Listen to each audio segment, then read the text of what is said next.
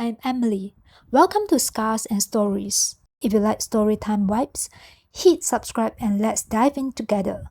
Tonight's story begins with betrayal so cruel, it shook a man to his core. Imagine this. You've been married nearly 10 years. You've built a home, raised 2 children, and poured everything into your family. Then, one night, at a party, meant to reconnect with your wife, she humiliates you publicly and sneaks away with another man. That's exactly what happened to Jim Williams. And this is the story of how his heartbreak turned into explosive revenge. Jim had been looking forward to that evening for weeks. His wife, Linda, had promised him a night to remember. She had even chosen a sapphire blue dress, sleek and elegant, and whispered before they left, "All my dances tonight are yours." For Jim, those words meant hope. Their marriage had been strained recently, arguments, long hours at her job, distance that seemed to grow wider by the day. This night was supposed to heal some of that. They arrived at the hotel ballroom where the charity gala was being held. Crystal chandeliers sparkled overhead, casting warm light across tables dressed in white linen. Waiters glided past with silver trays of champagne. It was the kind of night people photographed to show off on Christmas cards, and Jim thought, just for a moment, that he was lucky. But as the music began and couples twirled, Linda's mood shifted. She wasn't looking at him anymore. She was scanning the room. When she spotted Mark Lavalio across the ballroom, her lips curled into a smile that Jim hadn't seen in years. Mark was everything Jim was not. Loud, showy, the type who walked into a room expecting attention. He'd played professional football years ago, still carried himself like the star quarterback he once was. People gathered around him like moths to a flame. Jim had always found him shallow, arrogant. But Linda? Tonight she looked at him like a teenager with a crush. At first, Jim tried to shrug it off. He reminded himself of her promise. "All my dances are yours." But promises mean nothing when someone has already made up their mind. The first dance, Linda laughed as Mark spun her across the floor. The second, she leaned into him as though they were alone. By the third, Jim's fists were clenched at his sides, watching his wife glow in the arms of another man. And by the fourth, whispers spread among friends, snickers, raised eyebrows, pitying glances. Jim tried to salvage what dignity he could. He stood near the bar, pretending to enjoy his drink, but the humiliation was unbearable. His best friends avoided his eyes. A couple of them smirked as if they had expected this all along. Then Linda disappeared. She slipped out through the back with Mark without a word, without a glance at the man she had vowed to love. Guests noticed. A cruel ripple of laughter spread. Jim's heart felt like it was being crushed inside his chest. When he finally walked out into the cool night air, rage and grief mixed like poison in his blood. He thought of their children, Emma, just 8, and Tommy, 10. How could Linda throw everything away for a fling? How could she humiliate him so publicly? By the time Jim entered the lobby of their hotel on Chicago's Gold Coast, his anger had shifted from white-hot fury to a simmering ache. He wanted answers, or maybe just a drink, to drown the shame. That's when fate introduced him to Ellen Fontaine. She walked into the hotel bar like she owned the room. Late 20s, raven black hair pulled into a neat chignon, velvet dress hugging her figure, red lips set in a confident line. A gold watch shimmered on her wrist, understated yet expensive. The bartender set a glass of white wine in front of her without asking. She was clearly a regular and clearly not ordinary. Jim couldn't take his eyes off her. She noticed. With the faintest tilt of her head, she seemed to ask, yes, no, maybe.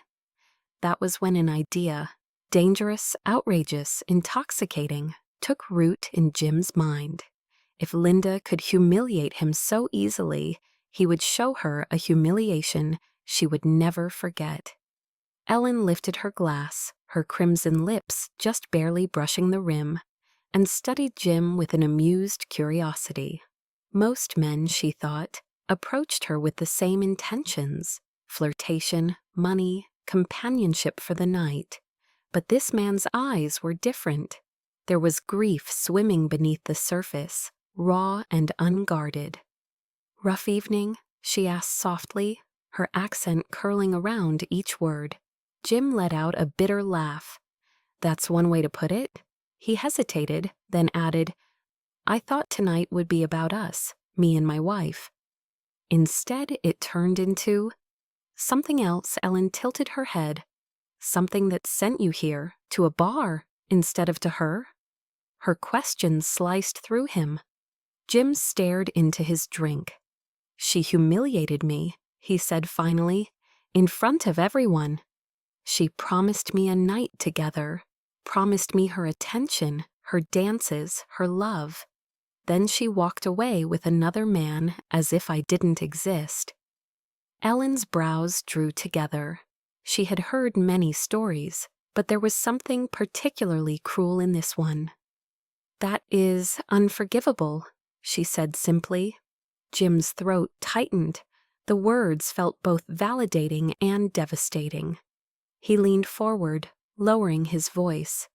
"Do you believe people should pay for what they do?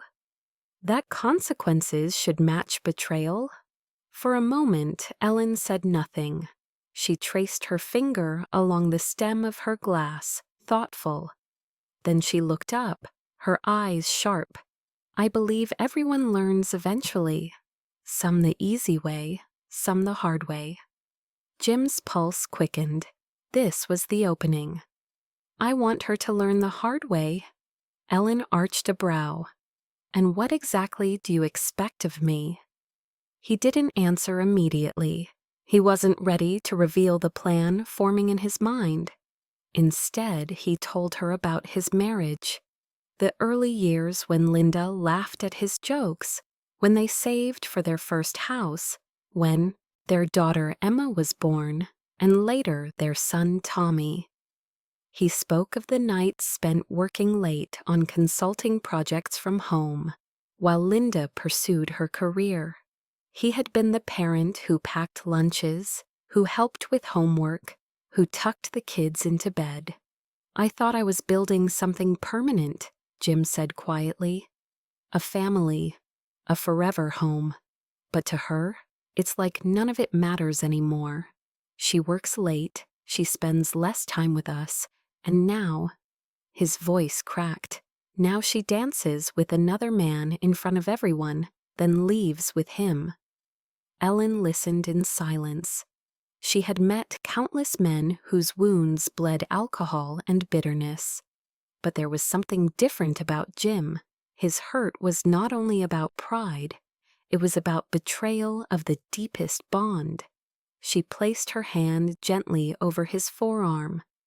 "You deserve better than that." Jim's eyes glistened.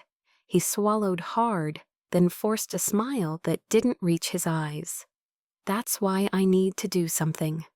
Not just for me, for my kids. To show her that betrayal has a cost." Ellen studied him for a long time. She knew the line between justice and vengeance was thin, dangerous. Yet she also saw resolve in his face, a determination that frightened and intrigued her at once. The bar had grown quieter, the chatter of other guests fading into background noise. Jim leaned closer, lowering his voice. "I don't want comfort," he said. "I don't want distraction. I want justice. No, revenge." Ellen's eyes narrowed.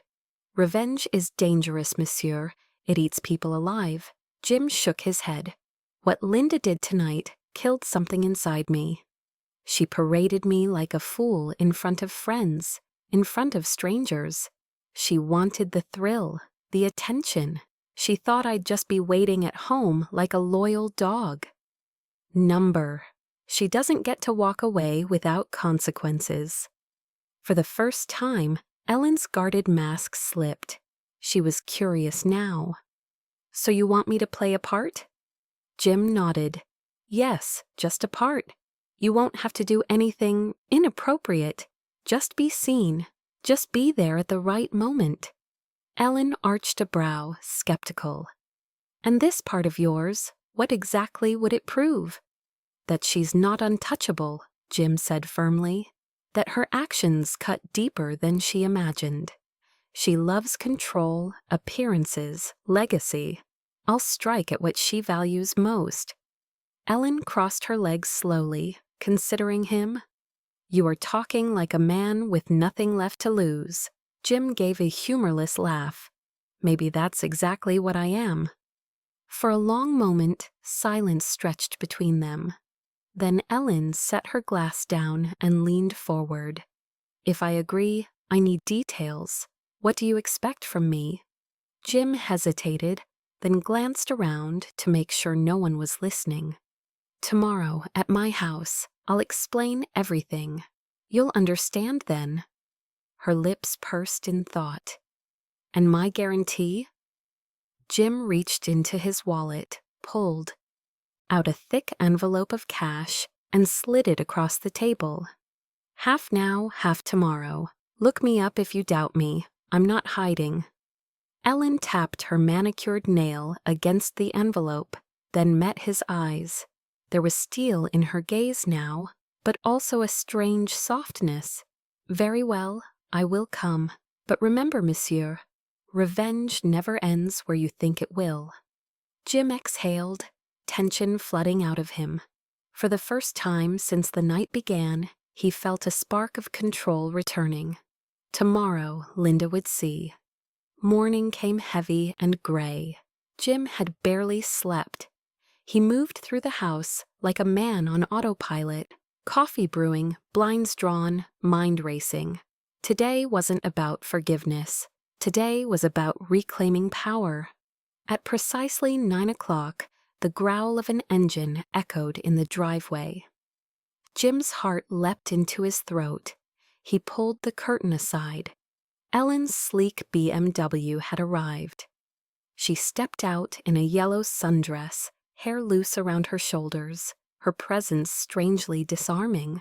For a brief second, Jim almost forgot why she was there. But then he remembered Linda's laughter in another man's arms, and the shame that had burned through him. The memory was enough to steel his resolve. Ellen walked through the door, her eyes scanning the foyer with quiet admiration. Your home is beautiful, she said softly. It was supposed to be forever, Jim replied. His voice carried bitterness. He gave her a tour, showing the family photos lining the walls.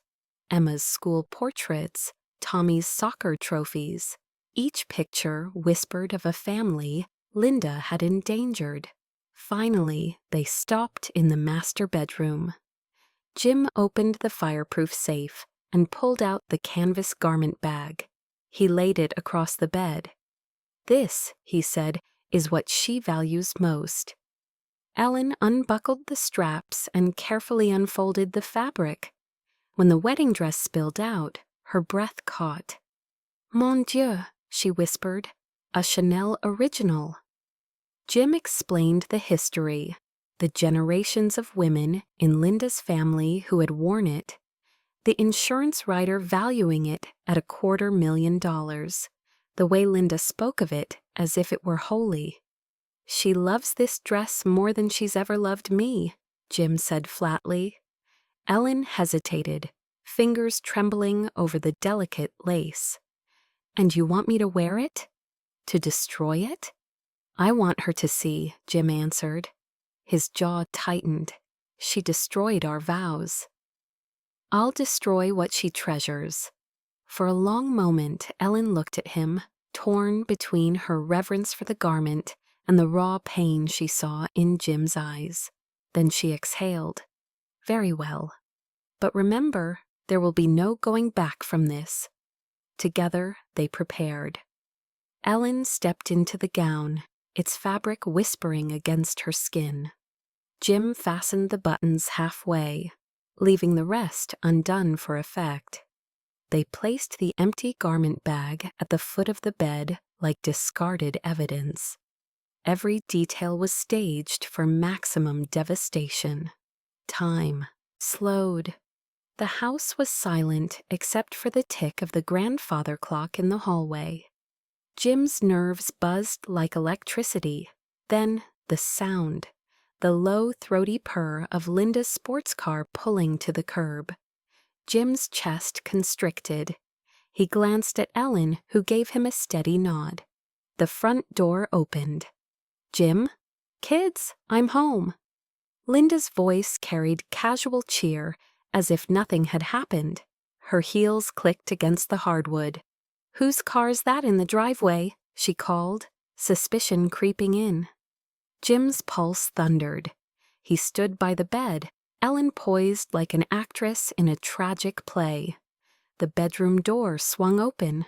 Her eyes fell on Ellen, in her Chanel wedding gown, standing in her bedroom.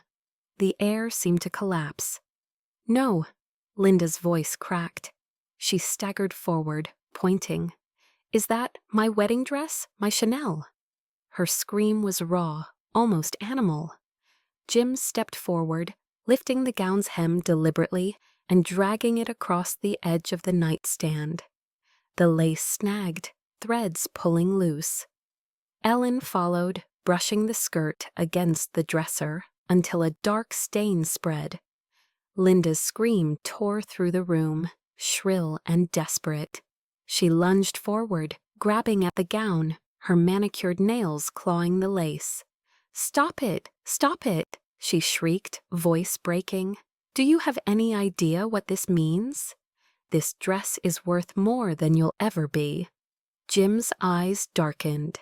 He yanked the fabric from her grip, threads ripping with a sound that made her flinch. "That's right," he hissed. "A dress. Worth more than me. Worth more than your own husband." "You just said it yourself," Linda froze, realization flashing in her eyes. For a moment, her fury faltered, replaced by something rawer, fear. She scrambled to rebuild. "It wasn't what you think. Mark and I, it was nothing. Just a dance, just a stupid flirtation. You always make everything bigger than it is." Jim laughed bitterly, the sound sharp as broken glass. "Nothing. You left with him, Linda. You paraded me in front of everyone, made me invisible. Do you know how many whispers I heard? How many eyes pitied me? Do you think a man forgets that humiliation?" Linda's face twisted. "You're too controlling, too insecure. That's why She choked, cutting herself short. "That's why you needed attention from another man?" Jim's voice sliced like a blade. "Because I gave you children, a home, loyalty, and it wasn't enough." "Tell me, Linda, how many compliments from Mark Lavalier equal 20 years of my devotion?" She slapped his chest with both hands, powerless rage spilling out. "You don't understand. I've sacrificed for this family too. I've worked. I've carried my share. Jim seized her wrists, holding her still. His voice dropped, lethal calm beneath the storm. "You didn't sacrifice. You abandoned. You traded your family for a moment of validation." Her breath hitched, her face flushed with fury. "I am still their mother," she spat. "Emma, Tommy, they'll never forgive you for this." Jim's grip loosened. He stepped back, shoulders rising and falling as he struggled for control. Then he spoke, each word deliberate. "No, they'll never forgive you. And one day, when they're old enough, I'll tell them the truth, that their mother chose herself over all of us. Linda's sobs turned guttural, torn from the depths of her chest. She collapsed onto the ruined gown, clutching it like a lifeline.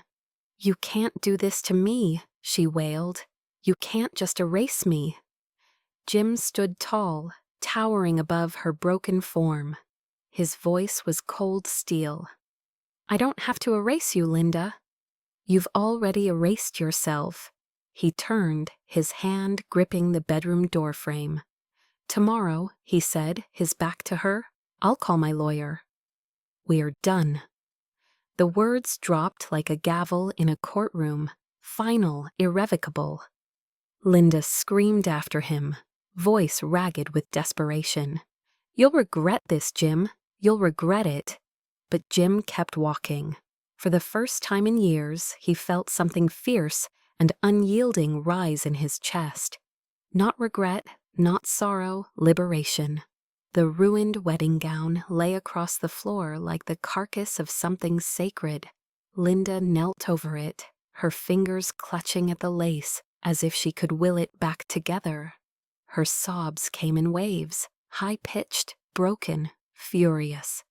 "Jim, please," she begged, her voice hoarse. "We can fix this. I made a mistake, yes, but we can fix us. Don't throw away 20 years. Jim stood by the window, his back rigid, his reflection a ghost in the glass. "You threw it away, Linda." 20 years ended the moment you walked out with him. She scrambled to her feet, her mascara streaked across her cheeks. She reached for him, grabbing his arm. "I was lonely. You were always working, always with the kids, always tired. I needed to feel alive again." Jim turned, his eyes blazing. "And you thought humiliating me in front of everyone would make you feel alive? You thought climbing into another man's car would cure your loneliness?" Linda's lips trembled. She tried again, her tone shifting from anger to desperation. "Don't do this. Think of Emma, think of Tommy. They need their mother." Jim's voice dropped, calm but merciless. "They need stability.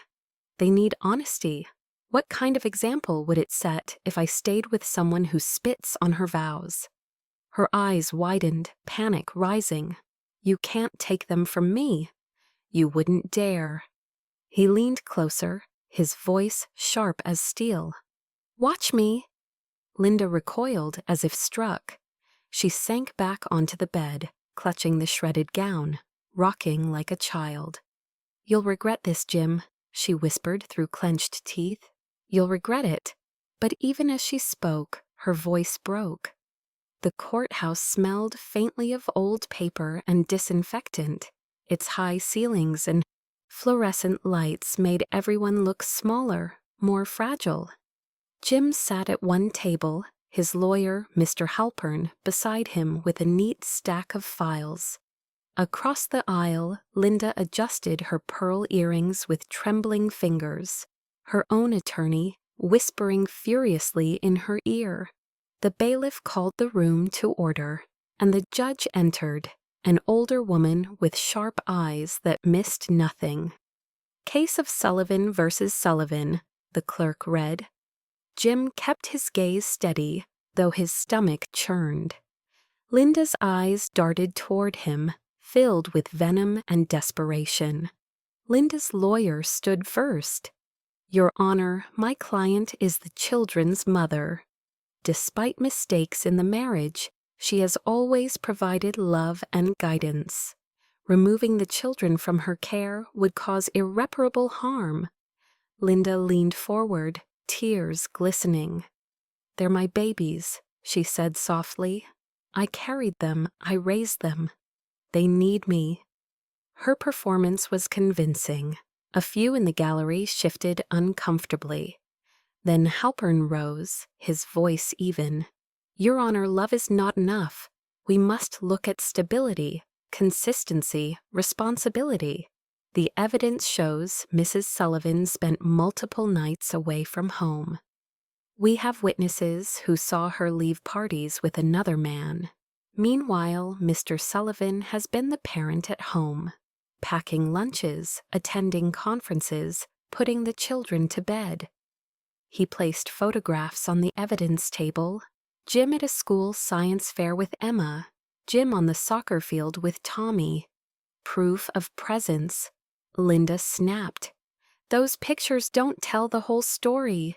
He's manipulating them, making me look like a monster. The judge's gavel tapped. Mrs. Sullivan, you'll have your turn. Then came the hardest moment. The judge called Emma and Tommy to the stand. Jim's heart clenched as his children walked in, their small steps echoing across the courtroom floor. Emma, 12, carried herself with maturity beyond her years. Tommy, 8, clutched her hand. "Do you feel safe with your father?" the judge asked gently. Emma glanced at Jim, then at Linda. Her voice was quiet but firm. "Yes, Dad's always there. He takes care of us." Linda leaned forward, her eyes wet. "Sweetheart, tell her how much you love me. Tell her you want to live with me." Emma's throat worked, tears brimming, but her words were steady. "I love you, Mom. But you're not home. You're always somewhere else." Linda let out a strangled sound, half sob, half protest. "That's not fair. I was working. I was providing." Tommy's small voice cut through the chaos. "You weren't there, Mom." "Dad was." The courtroom fell silent. Even the judge's stern expression softened for a moment. The proceedings dragged on for hours: financial statements, testimonies, cross-examinations. Linda grew more erratic, her outbursts forcing her lawyer to tug her back into her chair. Jim, though exhausted, remained composed, answering each question with calm precision. Finally, the judge delivered her ruling. In the best interests of the children, primary custody is awarded to Mr. Sullivan. The gavel struck. Linda's scream rang out, raw and piercing. "No, you can't take them from me!" She surged to her feet, knocking her chair over. Court officers moved quickly, guiding her back down as the judge's voice thundered. "Order! Order in the court!" Jim closed his eyes, relief and sorrow colliding in his chest. It was over. One chapter had ended, not cleanly, not without scars, but ended nonetheless. The ink on the divorce papers was barely dry when Linda began her campaign. She called Emma's phone first, leaving voicemail after voicemail. "Sweetheart, it's Mom. Please call me back. Your father is lying to you. He's trying to turn you against me." Emma deleted the messages without replying. She was only 12, but she had already learned to detect manipulation in her mother's voice. Next came Tommy.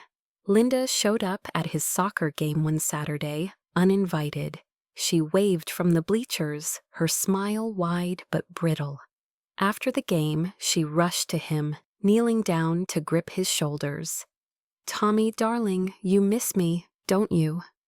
Don't let your father keep you away. I can give you things he can't. I can—" But Tommy pulled back, his eyes wary. "Dad's always there.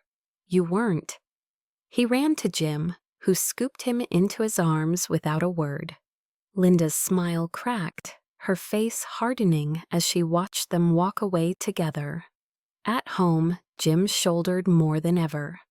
He packed lunches in the early mornings, drove the kids to school, balanced work and bedtime stories. Some nights he sat in the kitchen long after the house was quiet, staring at bills, exhaustion pressing down like a weight. Yet when Emma appeared in the doorway, her hair messy from sleep, and whispered, "Thanks, Dad," it gave him the strength to keep going. One night, Emma lingered after dinner, pushing peas around her plate. "Dad," she asked quietly. "Yes, honey." "Was it my fault? Did Mom leave because of me?" Jim's chest tightened. He set his fork down and leaned across the table, taking her hand. Never. Don't you ever believe that. Mom made her choices. You and Tommy are the best things in my life. None of this is your fault. Tears welled in Emma's eyes, but she nodded. For the first time, she seemed to let go of a burden she had been carrying. Meanwhile, Linda tried other tactics. She sent expensive gifts, jewelry for Emma, a new video game console for Tommy. Jim found the packages on the porch. He called the children over. "These are from your mom," he said evenly. Tommy's eyes lit up, but Emma crossed her arms. "She thinks she can buy us." Jim crouched down. "You're free to accept the gifts. But remember, love isn't about things. It's about being there. It's about showing up." Emma looked at him, then at the unopened jewelry box. She picked it up, carried it to her room, and placed it at the back of her closet. Tommy tried the console for a week, then left it untouched, realizing it felt hollow without his mom actually present. The months stretched into years. Linda's visits grew less frequent, her calls more sporadic. Emma stopped answering altogether. Tommy, still young, sometimes picked up, but the conversations always ended with him quietly handing the phone to Jim, muttering, "She just wants to fight." Jim listened, nodded, and wrapped an arm around his son. "Then we don't have to answer anymore." The distance between Linda and her children widened into a chasm that no gifts, no apologies, no promises could bridge. At first, Linda clung to Mark Lavalier like a drowning woman clutching driftwood. His apartment was sleek, his wine expensive, his laughter intoxicating. For a while, she convinced herself she had traded up, traded the dull routine of family life for passion, glamour, freedom. But reality crept in like rot beneath paint. Mark came home later and later, smelling of perfume that wasn't hers. He stopped inviting her to company events, embarrassed by her drunken giggles and sharp tongue. When she pressed him for commitment, he brushed her off with a smirk. One night, she confronted him in the kitchen. "I left everything for you. My marriage, my children. Don't I mean anything?" Mark poured himself a drink, his expression flat. "You meant fun, Linda. That's all, but you're too much drama. And honestly, not enough." Her breath caught. Not enough. He set his glass down, pointed to a suitcase by the door. "Your things are packed. You should go." She stared at the suitcase, her chest heaving, then looked back at him. "Where am I supposed to go?" Mark shrugged. "That's not my problem." And with that, the door closed. Linda moved into a small rental, half the size of her old home. The walls were bare, the rent a struggle. She filled her evenings with cheap wine and endless scrolling through old photos of Emma and Tommy, trying to convince herself she hadn't lost them completely. But the silence was unbearable. She called old friends, but fewer and fewer picked up. At brunches she once dominated, her chair sat empty. Invitations dwindled until they disappeared altogether. When she ran into acquaintances at the store, their smiles were tight, their eyes quick to flick away. She overheard whispers. "That's the one who cheated, the one who lost her kids." Her reflection in the mirror became harder to recognize. The once flawless makeup cracked, her skin dull from sleepless nights. Designer clothes hung awkwardly on a body that carried too much regret. Desperation drove her back to her children. She showed up at Emma's high school one afternoon, waiting by the gate. When Emma emerged with friends, Linda rushed forward, clutching her daughter's hands. "Sweetheart, it's me. Please come home with me. I miss you so much." Emma froze, her friends staring. She pulled her hands free, voice tight. "Mom, don't do this here." Tears welled in Linda's eyes. "I love you, Emma." I never stopped. Emma's expression hardened. "If you loved us, you wouldn't have left." She turned and walked away, leaving Linda crumpled on the sidewalk. Nights grew longer, lonelier. Linda found herself sitting alone in bars, nursing cocktails she couldn't afford, striking up conversations with strangers who quickly lost interest. Her laugh grew brittle, her stories repetitive. She became a shadow haunting places that once sparkled. Years passed this way. Each relationship shorter, each disappointment deeper. Her health declined. Her beauty faded faster than she could mask it.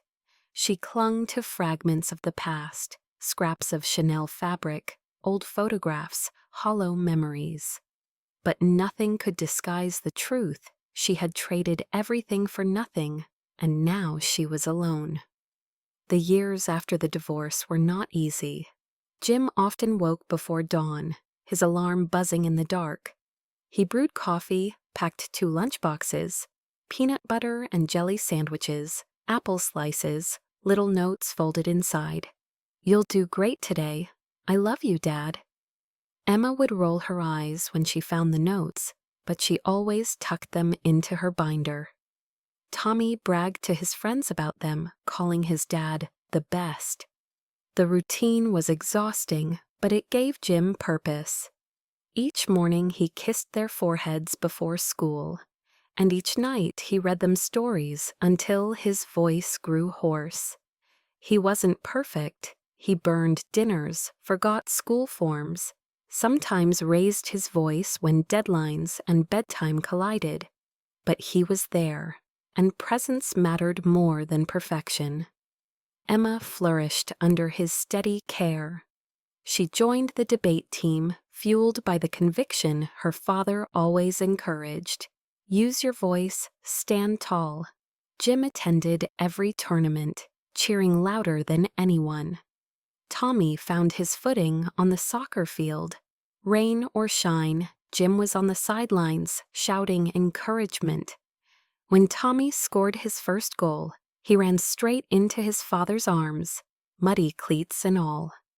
One evening, after a particularly hard day at work, Jim came home to find the house decorated with handmade banners. "World's Best Dad," they read, painted in bright colors. Emma and Tommy jumped out from behind the couch, yelling, "Surprise!" Jim's throat tightened. He pulled them into a hug, whispering, "I don't deserve you to." Emma shook her head fiercely. "Yes, you do." You stayed. It was years later, at a parent-teacher conference, that Jim met Marie. She was a literature teacher, kind-eyed, with a smile that warmed the coldest days. Their first conversations were about books, then about family, then about life after heartbreak. Marie never tried to replace Linda. She simply fit into the spaces Linda had abandoned. She baked cookies with Tommy, listened to Emma's teenage rants without judgment, and shared quiet evenings with Jim over cups of tea. Slowly, carefully, she became part of their family. Jim married her 3 years later in a simple ceremony. Emma stood beside him in a pale blue dress, holding the rings. Tommy gave a shaky but heartfelt speech about how families can break but also rebuild stronger. There were no lavish gowns, no grand parties, just love, steady and true. With Marie by his side, Jim found joy again. The house filled with laughter, music, and the smell of home-cooked meals. Holidays became less about loss and more about new traditions, pajama breakfasts, backyard soccer games, late-night movie marathons. The scars remained, but they no longer defined him. Jim had rebuilt not just his life, but a sanctuary for his children. He had shown them that love was not about words whispered in the dark, but about showing up, day after day, no matter how hard. 2 decades slipped away, like pages torn from a calendar. Emma was 32 now, a lawyer with sharp wit and a calm voice that could steady any courtroom. Tommy was 28, a high school soccer coach, his patience as endless as his father's had once been. One autumn afternoon, they stood side by side in front of the old Sullivan house. The place had aged, paint peeling, weeds choking the garden, windows clouded with dust. A realtor had arranged for them to clear out the last of their mother's belongings. Emma crossed her arms, staring at the door. Strange, isn't it? It feels smaller than I remember. Tommy nodded, shifting his weight. Smaller and colder. They stepped inside. The air smelled faintly of mildew and perfume, long gone stale. Dust motes floated in the weak light. Their footsteps echoed on wooden floors that once carried the sounds of laughter, fights, and bedtime stories. They worked silently at first, boxing up dishes, sorting through faded photographs. Now and then, Emma paused over a picture, her father smiling at a science fair, Tommy mid-kick on a soccer field, their mother's arm looped around them in an older, happier time. Emma placed the photo gently in a box labeled Keep. In the bedroom closet, Tommy pulled at a plastic garment bag. It resisted, the zipper rusted, until finally it gave way. He dragged the heavy bag into the light and unzipped it. There it was, the Chanel wedding gown. The once pristine fabric was yellowed with age, the lace brittle, the seams torn where years ago it had been shredded. A ghost of luxury, now nothing more than a relic. Tommy whistled softly. So this is it. The dress Emma stared, her throat tightening. I remember the night it happened. The screaming, Dad's face. I thought I'd forget, but I never did. Tommy touched the ruined silk, then pulled his hand back as if it burned. She traded us for this, for how it made her feel, and look where it ended. Emma folded the gown carefully back into the bag. Her hands trembled, but her voice was steady. We don't need to keep it. It doesn't hold her love. It only holds her mistakes. Tommy hesitated, then nodded. Together they carried the dress out to the curb, setting it beside a pile of broken furniture and cracked mirrors. They stood there for a long moment, watching the wind tug at the plastic. Finally, Emma whispered, Dad was right. Presence matters more than promises. That's the lesson Tommy put an arm around his sister. And he was there. Always.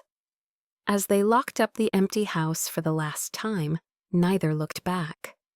The past could stay where it belonged, silent, fragile, and gone.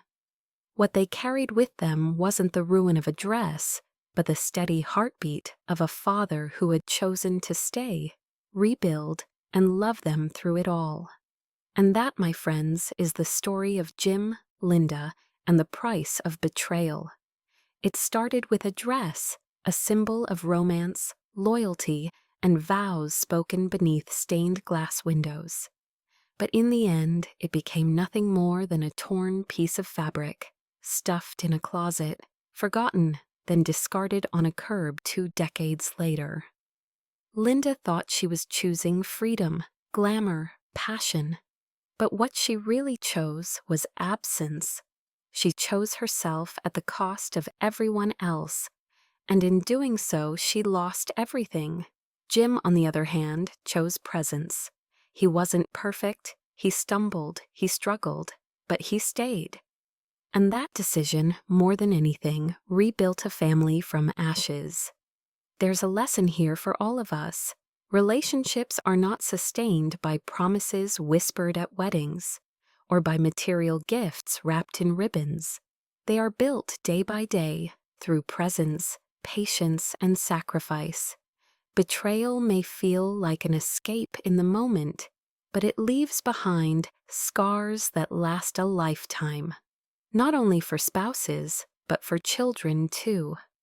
If you're listening tonight and you've been hurt, I hope Jim's story reminds you healing is possible, rebuilding is possible, and sometimes justice comes not in revenge, but in the steady act of choosing love again and again. Thank you for joining me on Scars and Stories. If this story touched you, don't forget to subscribe, like, comment, and share. Your support helps me keep telling these stories, the ones that scar us, the ones that shape us, and the ones that remind us we're not alone. Until next time, take care of your heart and take care of each other.